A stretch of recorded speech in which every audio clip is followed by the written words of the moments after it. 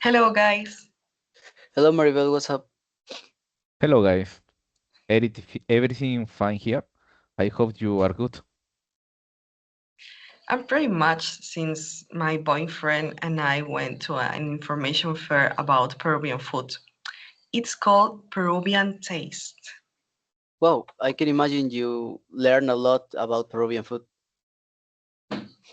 In some way, for example, did you know that one of the most popular cuisines for tourists in Peru is Amazonian cuisine?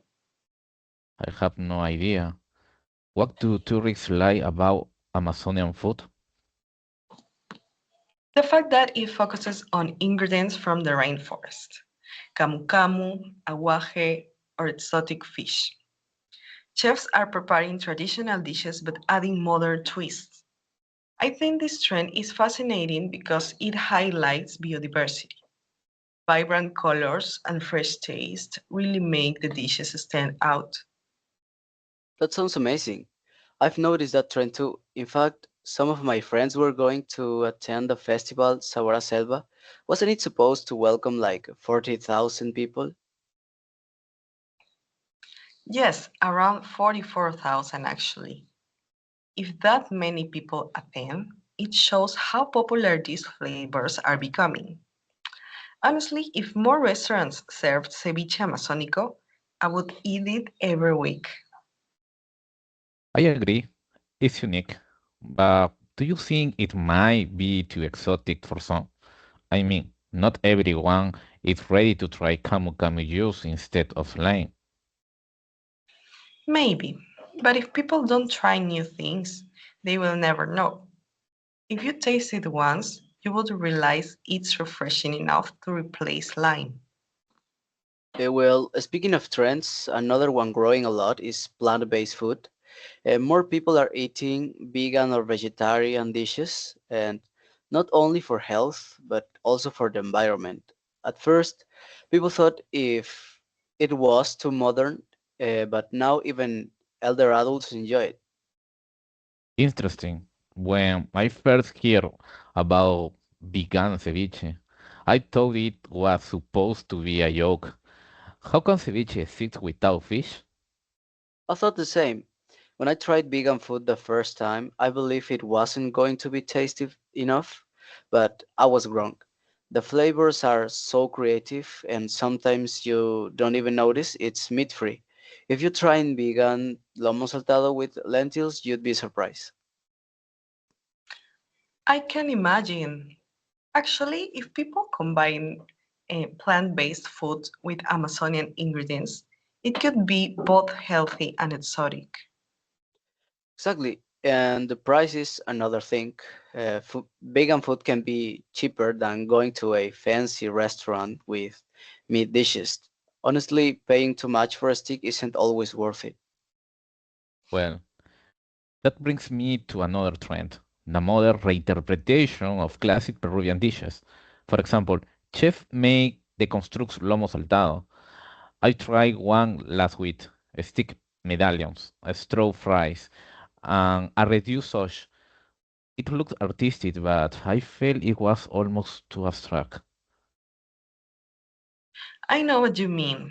Sometimes food should stay comforting. If it changes too much, it loses its soul. But at the same time, when it's done well, it shows how versatile Peruvian cuisine is. After all, if nobody innovates, tourists and young people might get bored. True. Still, I think some of these innovations are created more by marketing than by real value. And at might say a dish is the next big trend, but is it really better than what our grandparents ate? Good point. Ads often exaggerate. Remember that fusion restaurant we were supposed to try last year? Yes, the one combining Peruvian and Japanese food. Exactly. I was very excited, but the service was slow and the dishes weren't flavorful enough. If a restaurant charges too much, the food has to be good enough to justify it. Otherwise, I don't go back. I had a similar experience. My friends and I were going to celebrate a birthday at this trendy place. We had planned for weeks, but when we got there, the service was incredibly slow, and my seafood pasta was underwhelming. The pasta was overcooked, and the seafood didn't taste fresh enough. That sounds disappointing. Did you try to find a solution? Yes, we talked to the manager. He was supposed to fix it, but offering us desserts. But honestly, it didn't make up for the main course. That shows why quality is more important than hype. You can't just rely on ads or trends.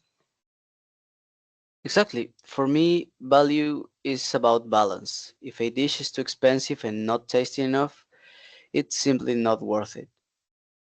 Yes, in the end, the real value lies in the ingredients and the preparation. A fresh ceviche at a Yuri kit can be better than a plate in the luxury restaurants. It's cheaper and often more satisfying. So, to sum up, I would say Amazonian cuisine is authentic enough to keep growing. Plant-based food too.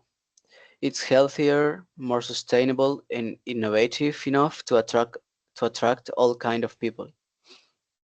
And modern reinterpretation will continue, but they need to find the right balance. If food is too experimental, it risks losing its identity.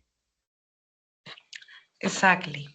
At the end of the day, the best meals are not only tasty, but also makes us feel satisfied, both in our stomachs and in our wallets. I couldn't agree more. Staying here, good food should always be worth the price. I agree, guys. I have to go. See you. See See you. you.